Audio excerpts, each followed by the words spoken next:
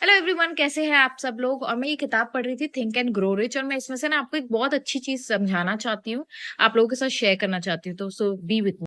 तो यहाँ ना ऑथर कह रहे हैं कि जो भी हमारा सक्सेस होता है उसके पहले ना टेम्पररी डिफीट आती है, और बहुत सारे लोग इस डिफीट को अपना फेलियर मान के क्विट कर देते हैं। वो ये कहना चाहते हैं कि जब भी हम सक्सेस की तरफ आगे बढ़ रहे होते हैं तो कहीं ना कहीं डिफीट हमें ओवरटेक करेंगी, लेकिन हमें हारना नहीं है। और दूसरी बात जो मुझे बहुत अच्छी लगी इनकी, वो ये है कि वेयर इज इट, हाँ, और इसमें उन्होंने ये कहा है कि when riches begin to come, they come so quickly in such a great abundance that one wonders where they have been hiding during all these lean years।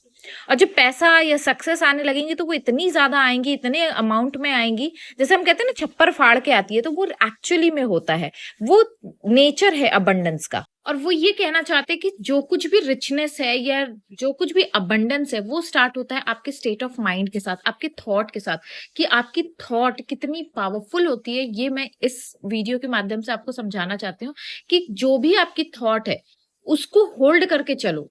चाहे जितने भी डिफीट्स 3D रियलिटी में दिखे, वो टेम्पररी है, वो आपको overtake करना ही है, उसको गुजरना ही है। लेकिन अगर आपने वहां क्विट कर दिया तो आप आगे नहीं बढ़ पाओगे। और ये ही प्रोसेस होता है सबके साथ। इसीलिए मैक्सिमम टाइम क्या होता है, हम सोचते हैं अरे मेरी 3D रियलिटी में कुछ अच्छा नहीं दिखाई दे रहा है, तो हम उसको छोड़ देते हैं। हमें लगता है ये पॉसिबल ही नहीं है, ये मुझसे हो ही नहीं पाएगा। But think and grow rich में नेपोलियन हिल कह रहे हैं कि आपको ये समझ के चलना होगा कि आपको उसको ओवरटेक करना है। जो लोग कहते हैं ना जिद्दी होते हैं, जो गिव अप नहीं करते, वही सक्सेसफुल क्यों होते हैं, क्योंकि ये नेचर वो समझ जाते हैं।